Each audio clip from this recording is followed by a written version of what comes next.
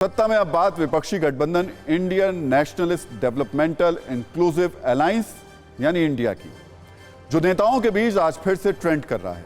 अलग अलग दलों के नेता इंडिया नामकरण पर बयान दे रहे हैं, ट्वीट कर रहे हैं और अपने अपने तर्क दे रहे हैं। इस पॉलिटिकल हलचल के पीछे प्रधानमंत्री नरेंद्र मोदी का एक बयान है जो आज उन्होंने बीजेपी संसदीय दल की बैठक में दिया। बीजेपी सांसदों को संबोधित करते हुए पीएम मोदी ने विपक्षी दलों के गठबंधन इंडिया की तुलना ईस्ट इंडिया कंपनी और आतंकवादी संगठन इंडियन मुजाहिदीन से की। उन्होंने कहा कि इंडिया का नाम लगा लेने से कुछ नहीं होता।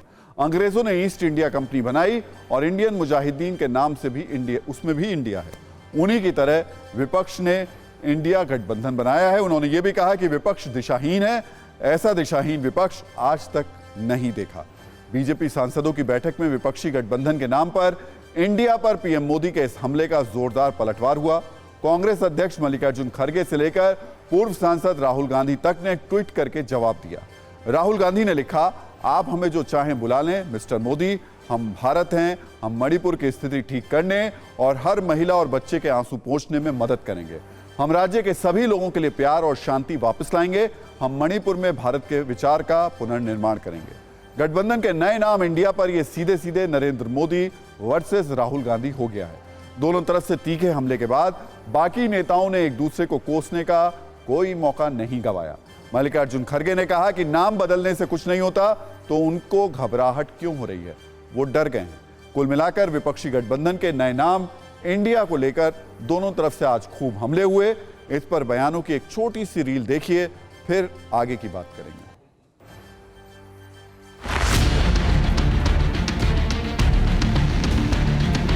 प्रधानमंत्री ने जो कहा है उसमें यही है कि उन्होंने ईस्ट इंडिया और कई इसमें कहा है। उन्होंने इंडिया ये जो नाम हमारे अलायंस पार्टी के लिए रखा, उनकी घबराहट क्यों? उनमें घबराहट पैदा हो गई है और डर गए और डर से ये सब बातें कर रहे।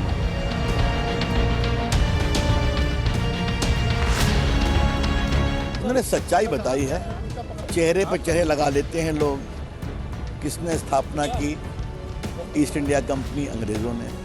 किसने स्थापना की इंडियन नेशनल कांग्रेस? एओह्यूम अंग्रेज ने। आतंकवादी ने क्या सा नाम दिया? इंडियन मुजाहिदीन।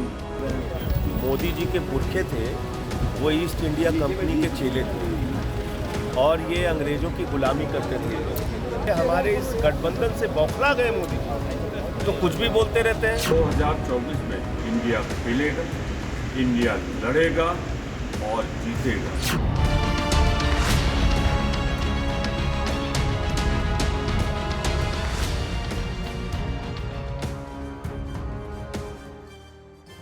एक बात नोट की आपने, प्रधानमंत्री नरेंद्र मोदी ने विपक्ष के इंडिया वाले नामकरण पर हमले के लिए अपनी टीम को आज एक नई स्ट्रेटेजी दे दी।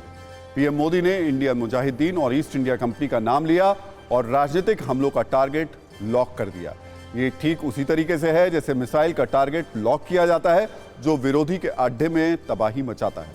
बस यहाँ अड्डा नहीं है, यहाँ ऊंचे ऊंचे राजनीतिक नैरेटिव हैं जिन पर मोदी अटैक हो गया है।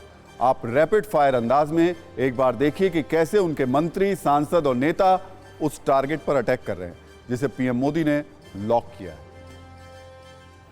ऐसे आतंकवादी संगठन भी हैं, वो भी इंडिया के नाम से रख रहे हैं। तो समझा भारत के लोग भोले हैं, इंडिया के नाम पे आप ठग लो। कंपनी ने भी इंडिया शब्द लगाया था भारतीयों को भ्रमित करने के लिए। इंडिया के नाम से लोग यहाँ पर घुसे, वो ईस्ट इंडियन कंपनी हो या आतंकवादी का रूप हो। ये अंग्रेजों ने ईस्ट इंडिया कंपनी का गठन किया था। फिर देश के लोगों को गुमराह करने के लिए इन अंग्रेजों ने इंडियन नेशनल कांग्रेस का जन्म दिया। नाम में तो वैसे ईस्ट इंडिया कंपनी के भी इंडिया था, नाम में तो वैसे इंडियन मुजाहिदीन में भी इंडिया है। प्रधानमंत्री मोदी अपने मारक राजनीतिक हमलों के लिए जाने जाते हैं। बहुत दिनों से उनकी टीम ये इंतजार कर रही होगी कि इंडिया वाले नामकरण पर पीएम मोदी के तरकश में कौन सा तीर है, वो कौन सा हथियार है जिससे विपक्ष के इंडिया वाले नाम और नैरेटिव को तोड़ा जाए। और आज वो राजनीतिक क्लस्टर बम सामने आ गया।